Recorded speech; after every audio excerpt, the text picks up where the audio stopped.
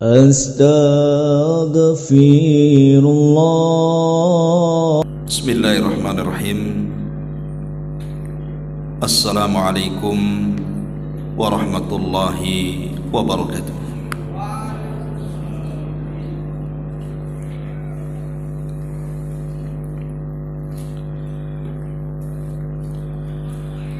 Alhamdulillah.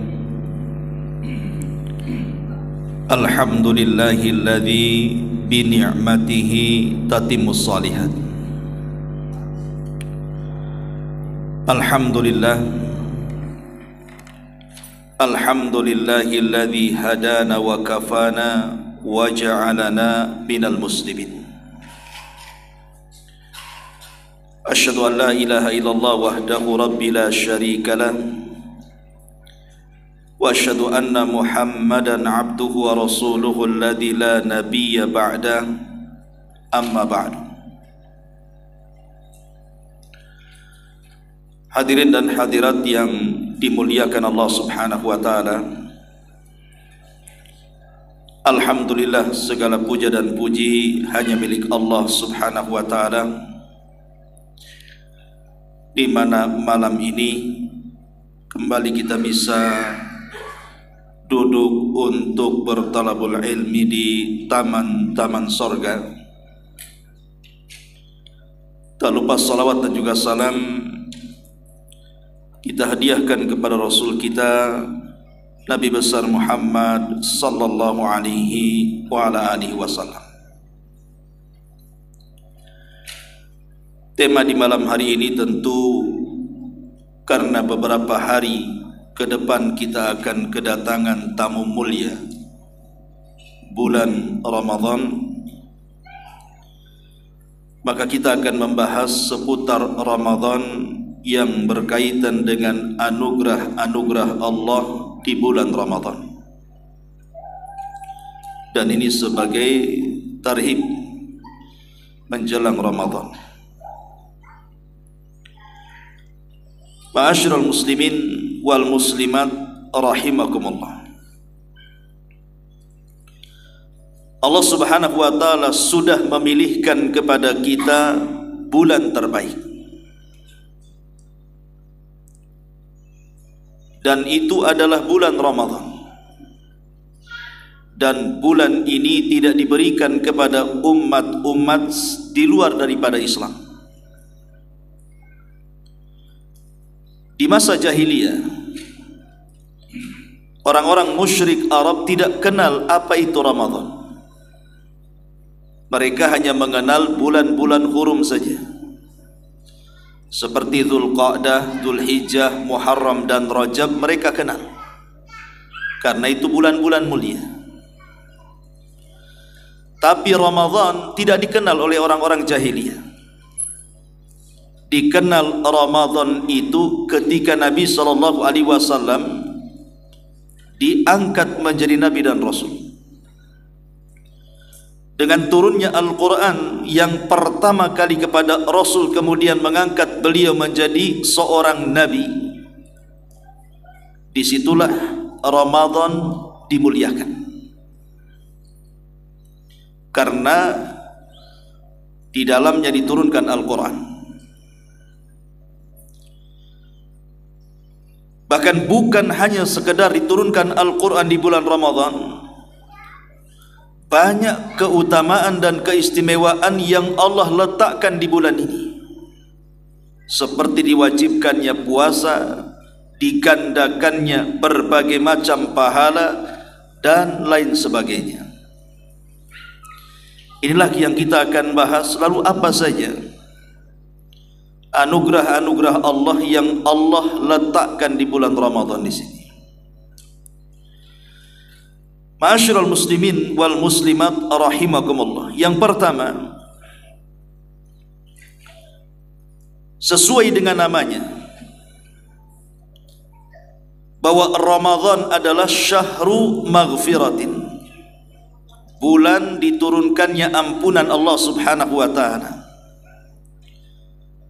Karena Ramadan itu diambil dari 3 huruf, Ra, Mim, Dhad.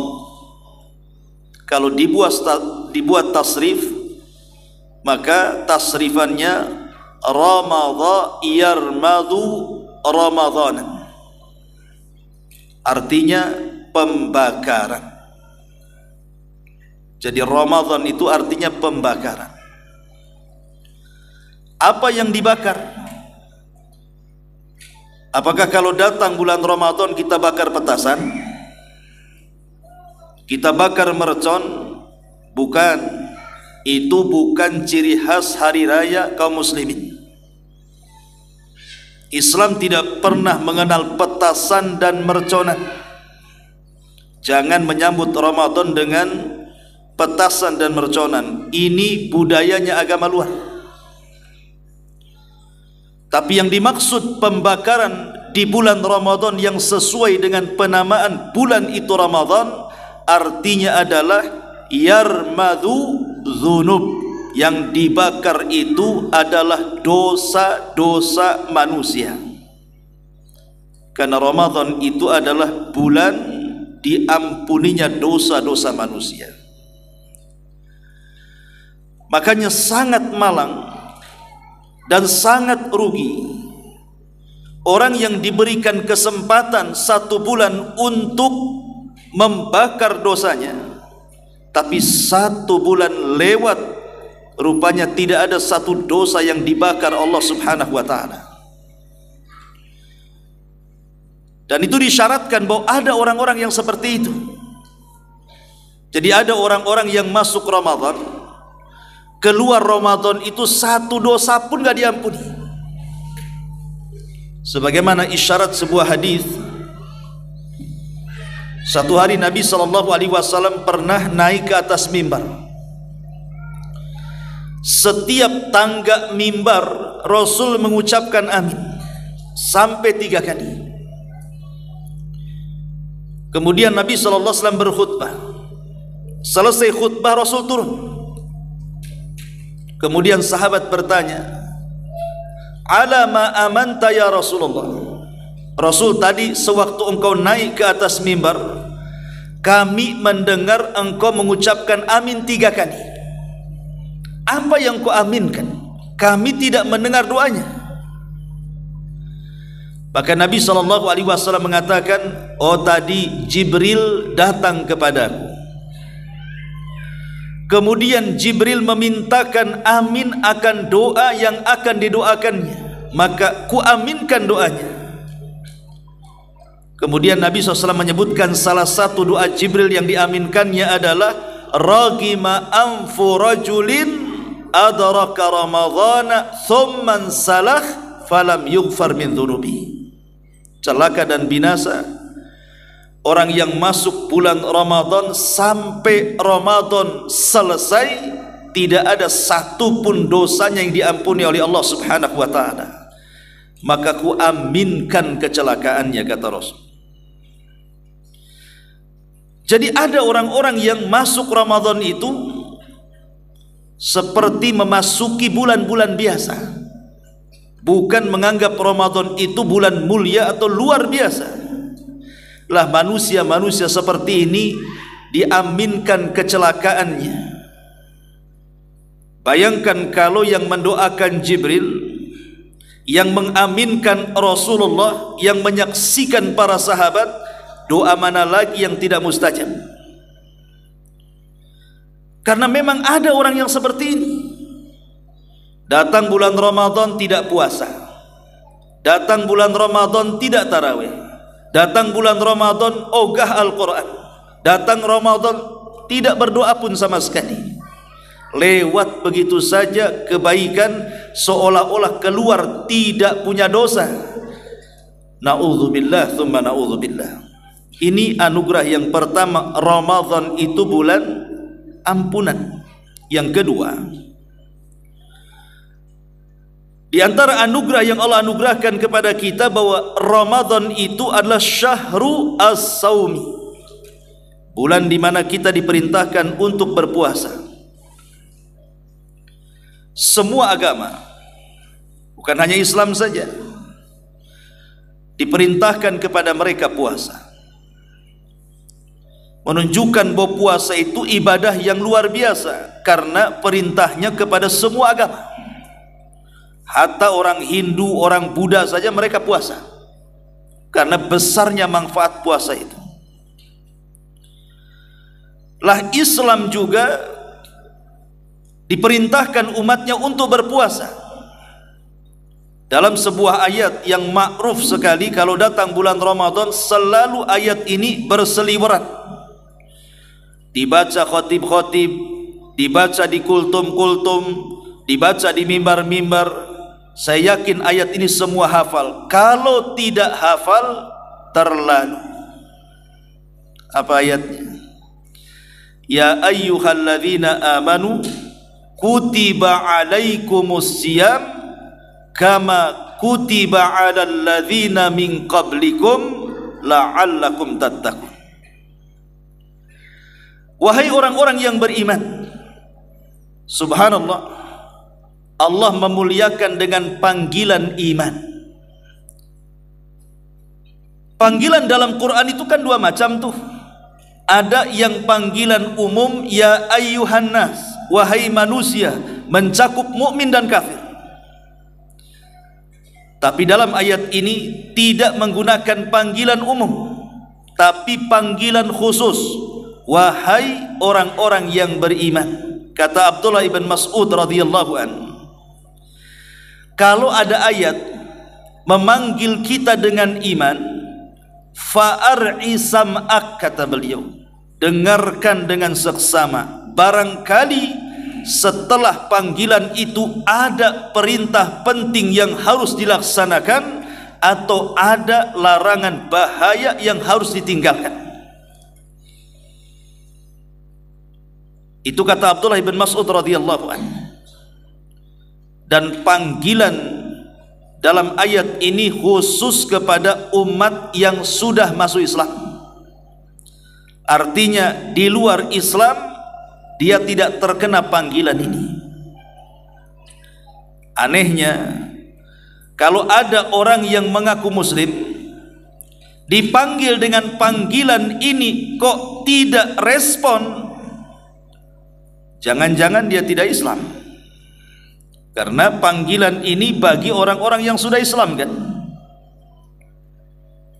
Samalah kalau seandainya ada pedagang bakso lewat di depan rumah, kemudian lewat lagi pedagang somai, kemudian lewat lagi pedagang rujak. Kita panggil satu dari tiga pedagang itu, anggaplah bakso. Bakso kemari. Tukang bakso itu dengar panggilan kita, tapi tak mau nengok.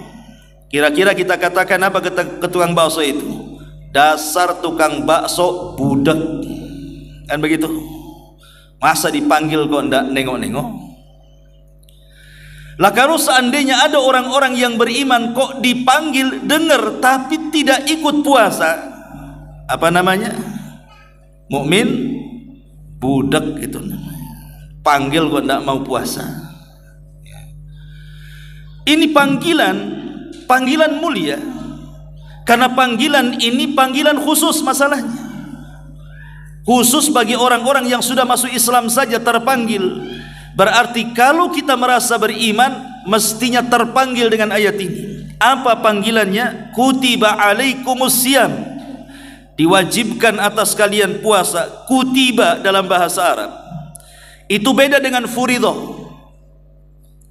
beda dengan wujibah, padahal sama-sama lafadznya, sama-sama maknanya. Wujibah ya diwajibkan, furidah ya diwajibkan, kutiba ya diwajibkan. Kenapa Allah tidak mengatakan furidah alaikumus siyam atau wujiba alaikumus siyam? Kenapa menggunakan kutiba? Ulama tafsir mengatakan apabila kewajiban sesuatu menggunakan lafaz kutiba, berarti amalan yang diwajibkan itu memiliki sesuatu yang sangat berat dilakukan. Contoh, Allah mengatakan kutiba alaikumul qital, diwajibkan atas kalian perang. Perang itu berat apa ringan? Berat, perlu keberanian. Tidak semua bisa perang. Atau Allah mengatakan kutiba alaikumul qisas, diwajibkan atas kalian qisas. Qisas itu berat. Lihat orang-orang yang ketika berkelahi, kemudian dia membunuh kawannya dengan pisau, dengan golok, dengan macam-macam, matilah kawannya. Dalam Islam kalau dia membunuh, dibunuh. Ketika dia membunuh gampang, ketika mau dibunuh ketakutan dia, karena qisas itu berat. Lah puasa juga berat kan. Banyak kemudian orang-orang yang imannya tipis ketika berpuasa mengeluh dia, aduh lapar, lama kali maghrib, dia jam berapa ini katanya, pegang perut. Apa yang pegang perut kan? Lapar pak katanya. Ya memang puasa lapar, karena memang ibadah puasa itu berat. Beda dengan sholat. Kalau sholat kan bisa disetel ya, sesuai volume. Mau dibuat 10 menit bisa, mau dibuat 5 menit bisa. Itu sholat, tergantung durasi bacaan. Pengen lambat an-naba abasa, pengen cepat inna a'tayna kulhu, kan begitu. Kalau sholat volumenya bisa dilambatkan, bisa dicepatkan. Tapi kalau puasa kan tidak bisa dilambatkan, dicepatkan kan? Gimana mempercepat puasa? Antum buka jam 8, masa baru puasa udah buka? Tidak bisa. Puasa itu aturannya tegas, jelas. Ketika terbit fajar shadiq, tidak boleh makan, tidak boleh minum, menahan syahwat sampai terbenam matahari. Mau tidak mau. Tetapi meskipun puasa itu berat, tidak ada ceritanya orang mati karena puasa. Berat iya, tapi tidak ada cerita orang mati karena puasa. Ada orang mati Pak Ustadz, kenapa? Puasa. Mana ada. Karena Allah sudah tahu kadar manusia, makanya Allah tahu maslahat ibadah manusia. Lah puasa ini yang berat ini juga diwajibkan kepada umat sebelum kita. Lalu apa hikmahnya? Allah katakan la'allakum tattaqun, agar kalian bertakwa. Berarti sasaran hikmah puasa itu bukan perut kita, tetapi sasarannya adalah hati kita, karena takwa itu di hati. Makanya sebagian para ulama seperti yang dikatakan Al-Imam Al-Ghazali dalam kitab Ihya-nya, ketika membagi tingkatan-tingkatan orang yang berpuasa, beliau mengatakan bahwa orang yang berpuasa itu 3 tingkatan. Tingkatan yang pertama disebut saumul awam, puasanya orang-orang awam. Dan puasanya orang awam itu identik dengan yang penting gugur kewajiban, yang penting sah. Mereka tidak mikir pahala. Seperti apa? Yang penting tak makan, tak minum, nahan syahwat dari terbit fajar sampai terbenam matahari, sudah. Itu puasa orang awam. Sah kalau mendatangkan rukun dan syaratnya dalam ibadah itu. Tapi apa dapat pahala? Dapat capek saja. Karena ada hadis Nabi SAW mengatakan, rubba sa'imin laisa lahul jaza illal ju'i wal atas. Berapa banyak orang yang berpuasa tidak mendapatkan pahala kecuali hanya menahan lapar dan dahaga saja. Kan capek-capek akhirnya puasanya. Nah itulah puasa orang awam, puasa capek-capek. Yang kedua kata beliau, saumul khawas, puasanya orang-orang khusus itu lebih tinggi dibandingkan puasanya orang awam, di mana bukan hanya perutnya saja berpuasa, tapi matanya ikut puasa, telinganya ikut puasa, lisannya ikut puasa, tangan dan kakinya ikut puasa. Lah itulah puasa orang khusus. Jadi bukan hanya sekedar menahan lapar, bukan hanya sekedar menahan dahaga, bukan hanya sekedar menahan syahwat, tapi matanya ikut puasa, tidak memandang sepandang-pandangnya, telinganya ikut puasa, tidak mendengar sedengar-dengarnya, lisannya juga ikut puasa, tidak bicara seomong-omongnya,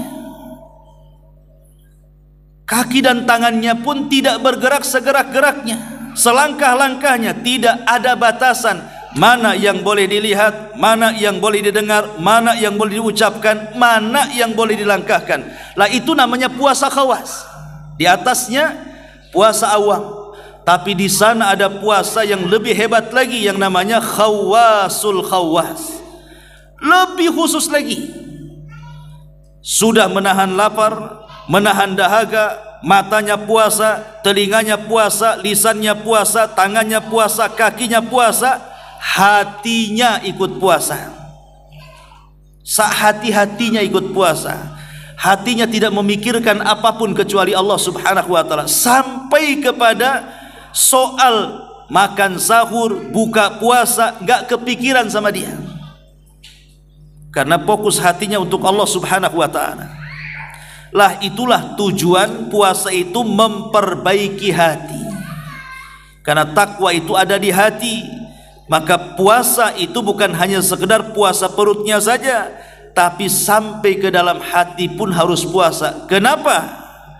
Sebab kalau hati tidak sampai puasa, hanya anggota badan saja yang berpuasa, maka takwa itu tidak sampai kepada orang yang berpuasa. Karena takwa itu letaknya di hati, bukan di badan kita. Ma'asyiral muslimin wal muslimat rahimakumullah. Ini yang kedua. Yang ketiga, Ramadan itu ada kesempatan kita untuk membebaskan diri dari api neraka. Ramadan wa'idkun minan nar. Ramadan itu ada kesempatan kita untuk terbebas dari api neraka. Dalam sebuah hadis Nabi sallallahu alaihi wasallam mengatakan, inna lillahi inda kulli fitrin utaqa'u minan nar wa dzalika fi kulli lailatin. Disebutkan dalam sebuah hadis yang disahihkan oleh Syekh Nasiruddin Al-Albani rahimahullahu taala. Kata Nabi, sesungguhnya Allah pada setiap menjelang berbuka puasa akan memerdekakan hamba-hambanya dari api neraka, dan itu terjadi setiap malam di bulan Ramadan. Dari sini jangan pernah melewatkan berbuka puasa dengan doa, karena di sini Rasul mengatakan Allah itu setiap melihat hambanya yang sedang berbuka puasa, ada di antara mereka yang akan dibebaskan dari api neraka, dan itu setiap malam di bulan Ramadan. Maka saya nasihatkan untuk saya pribadi dan jamaah sekalian, luangkan waktu 5 menit, 10 menit sebelum berbuka. Angkat tangan tinggi-tinggi, berdoa kepada Allah, katakan, ya Rabb, Allahumma a'tik riqabana minan nar. Ya Allah, bebaskan diriku dari api neraka. Kalau perlu doakan juga keluarga kita. Ya Allah, bebaskan aku dari neraka, bebaskan istriku dari neraka, bebaskan suamiku dari neraka, bebaskan anak-anakku dari neraka, bebaskan kedua orang tuaku dari api neraka, dan orang-orang yang kucintai dari api neraka. Karena di sini Nabi mengatakan Allah melihat hambanya menjelang berbukanya. Di situ ada hamba-hamba Allah yang akan dimerdekakan dari api neraka, dan itu setiap malam. Sayang kalau dilewatkan. Bayangkan kalau setiap hari di bulan Ramadan sebelum berbuka kita minta dibebaskan dari api neraka, kemudian adalah satu hari kita diterima doanya oleh Allah Subhanahu wa taala bahwa kita termasuk orang-orang yang dibebaskan dari api neraka, maka kalau itu tercatat di sisi Allah, maka selamanya kita tidak akan masuk neraka. Kalau seandainya satu kali doa saja dalam 30 hari dikabulkan Allah, berarti kita tidak mungkin masuk neraka selamanya. Maka jangan disibukkan tuh, kalau sudah dekat-dekat mau buka, jangan disibukkan dengan perkara dunia. Kadang-kadang anak-anak muda di zaman sekarang disibukkan dengan ngabuburit, nongkrong di jembatan, nongkrong di pinggir pantai. Yang sibuk lagi ibu-ibu nongkrong di pasar kaget, nyari bukaan yang banyak. Padahal orang kalau puasa minum air putih dengan 3 kurma itu sebenarnya sudah kenyang. Cuman kadang-kadang syahwat kita ini melonjak-lonjak. Akhirnya apa? Ketika melihat makanan warna-warni dengan berbagai macam rupa, dibeli semua sampai penuh tuh meja tuh. Dengar azan maghrib saja, makanan di meja sudah pindah ke perut semuanya. Ini kan bahaya tuh. Kalau makanan satu meja pindah ke perut, itu alamat ngantuk, alamat malas, alamat tidur tuh. Jangan cerita taraweh, Isa pun bablas tuh. Diajak taraweh ogah tuh. Ayo taraweh, kenyang nanti aja. Kan begitu ya. Itu namanya puasa dendam. Siang menahan lapar mati-matian, maghrib menahan kenyang mati-matian, itu namanya. Itu bahaya. Jadi ini anugerah terbaik dari Allah Subhanahu wa taala, bahwa Allah memberikan kesempatan kepada kita agar kita terbebas dari api neraka. Ini yang ketiga. Yang keempat, bahwa di bulan Ramadan Allah Subhanahu wa taala mentadrib kita, melatih kita untuk apa? Untuk supaya kita ini menjadi orang-orang yang ikhlas. Kita lihat salah satu ibadah di bulan Ramadan, ibadah puasa.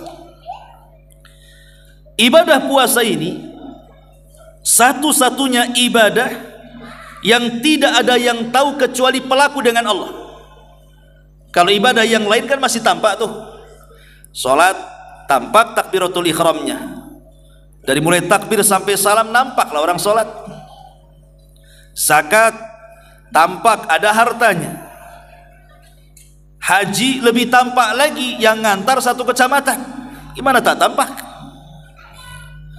Tapi kalau puasa, macam mana caranya kita mendeteksi orang ini puasa? Karena puasa itu tidak tampak.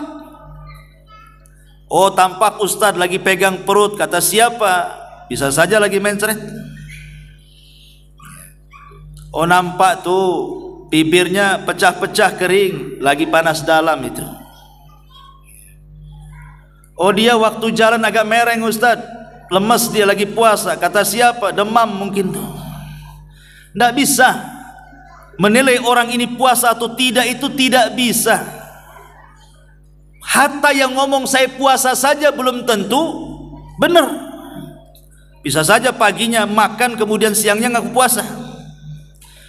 Jadi puasa itu adalah ibadah rahasia, tidak ada yang tahu kecuali Allah Subhanahu wa taala. Lah karena ibadah itu adalah ibadah rahasia, berarti ibadah itu lebih dekat kepada ikhlas dibandingkan riya. Jadi puasa itu ibadah yang sulit kemasukan riya. Bukan berarti tidak bisa kemasukan riya, tapi sulit. Beda dengan sholat, apalagi dia jadi imam. Bisa saja dipasih-pasihkan bacaannya kayak orang 40 tahun di Arab, atau boleh jadi mungkin dipanjang-panjangin gerakannya kayak orang yang paling khusyuk. Bisa kalau sholat itu. Atau zakat minta dipampang namanya, nominal infaknya, kalau perlu di-share di grup sana sini.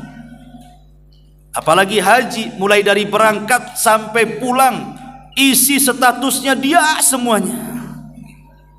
Gimana enggak riya? Kalau puasa gimana mau buat status? Lagi lemes gitu dipoto gitu. Orang sangka bukan puasa. Orang sangka lagi sakit kan begitu. Lah, jadi di sini kita diajarkan oleh Allah Azza wa Jalla tentang sebuah ibadah yang disebut dengan ikhlas. Dari ibadah puasa itu. Dan ini anugerah dari Allah Subhanahu wa taala. Kemudian yang kelima, bahwa puasa itu melatih kita, atau bulan Ramadan ini melatih kita menjadi manusia-manusia yang memiliki rahmat kasih sayang kepada fuqara dan masakin. Hatinya penuh dengan kasih sayang, punya kepekaan sosial. Oh, begini rasanya orang susah itu kalau lapar. Oh, begini rasanya orang susah itu kalau haus. Jadi orang-orang kaya itu mereka merasakan kepedihan orang-orang yang susah. Kalau kita alhamdulillah di Batam ini mungkin puasa Ramadan saja, tapi ada sebagian saudara-saudara kita seperti di Palestina itu setahun Ramadannya. Makan susah, minum susah, bantuan susah, kan begitu.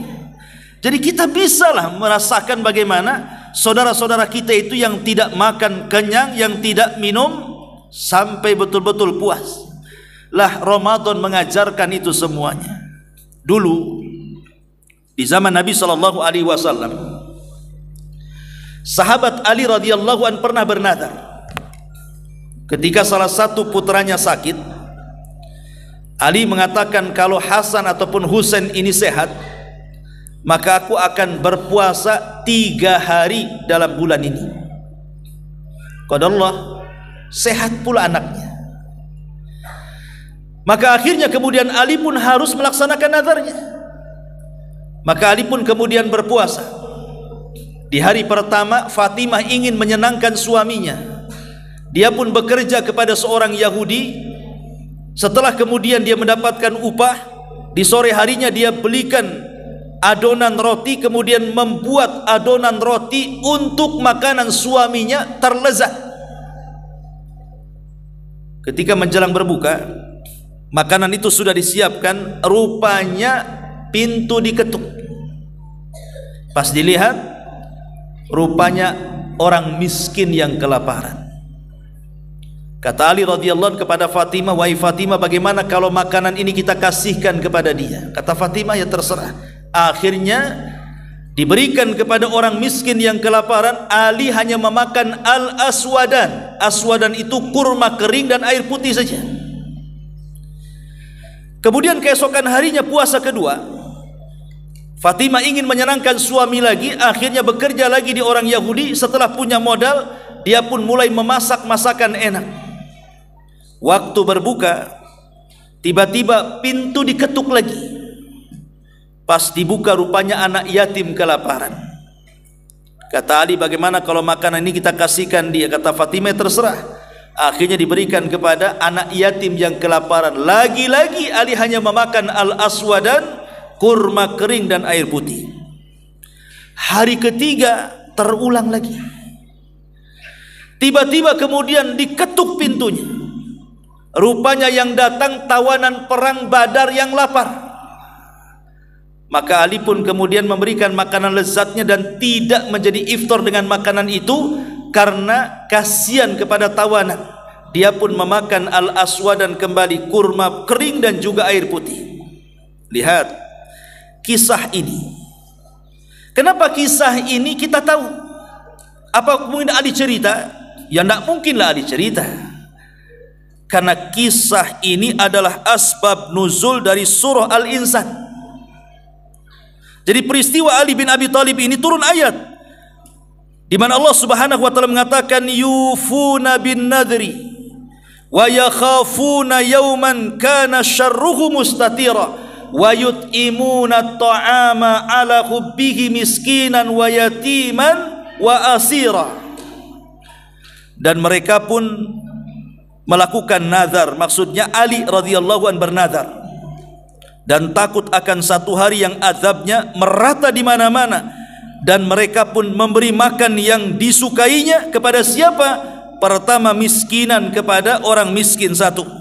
Yang kedua, wa yatiman, kepada anak yatim 2. Dan yang ketiga, wa asira, dan tawanan perang. Turun ayat ini atas peristiwa Ali bin Abi Thalib radhiyallahu an. Tapi lihat bagaimana Ali radhiyallahu an, dia sedang puasa dan akan berbuka dengan makanan lezat. Tapi makanan lezat itu dia berikan kepada anak yatim, dia berikan kepada fakir miskin, dia berikan kepada tawanan perang. Ini menunjukkan bahwa orang yang berpuasa itu muncul kepekaan sosialnya. Wa yu'thiruna ala anfusihim walau kana bihim khasasah. Mereka lebih mendahulukan orang lain walaupun itulah hikmah daripada Ramadan. Melatih kita untuk dermawan, melatih kita untuk tidak menjadi bakhil.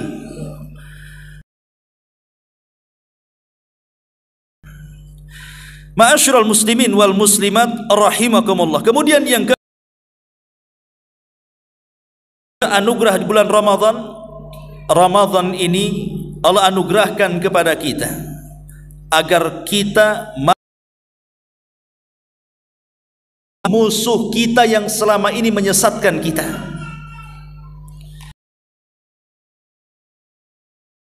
Kita bisa menang melawan musuh-musuh kita, di mana musuh-musuh itu selalu menjerumuskan kita kepada kesesatan. Apa musuh-musuh kita? 1, hawa nafsu. 2, syaitan.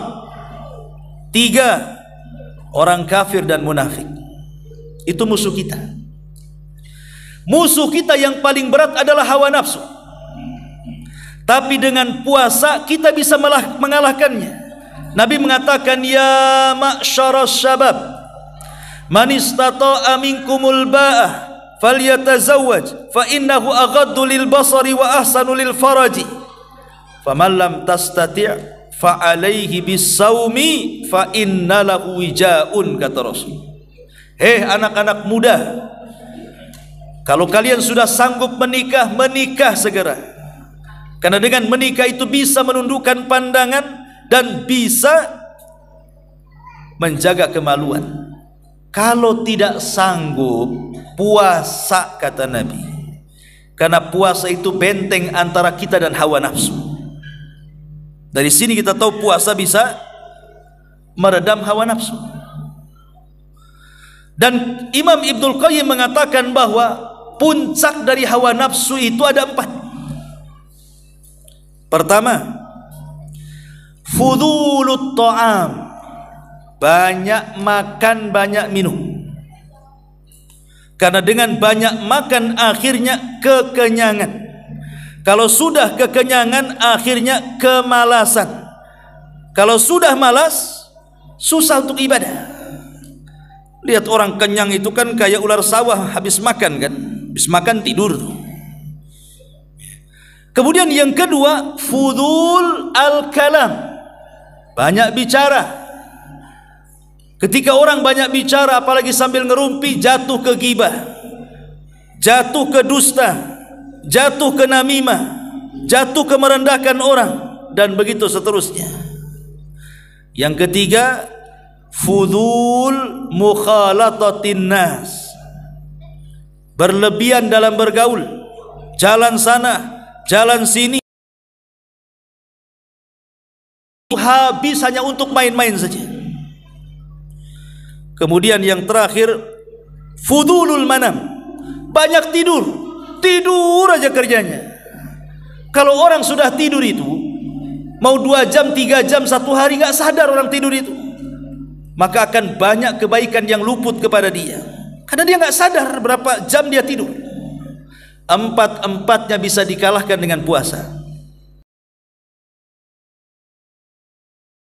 Nggak minum, kuranglah tuh makan tuh, kenyang pun kurang. Orang puasa malas bicara, makanya orang puasa itu saking hausnya tahan, dikumpulinnya ludah, telan lagi, dikumpulin telan lagi. Cemana dia mau banyak ngomong? Orang puasa itu dikit bicara biasanya. Saya pun kalau puasa siang-siang ceramah itu cepat haus tuh. Jadi kerjanya hanya nelan ludah saja. termasuk banyak tidur. Orang puasa lapar, susah tidur biasanya, dan orang puasa malas main kesana kemari, itu malas. Makanya puasa itu bisa menundukkan hawa nafsu. Insyaallah habis isya kita lanjutkan karena sudah datang waktu isya. Subhanallah bihamdika, asyhadu an la ilaha illa anta astaghfiruka wa atubu ilaik. Allahu ta'ala alam. Assalamualaikum warahmatullahi wabarakatuh.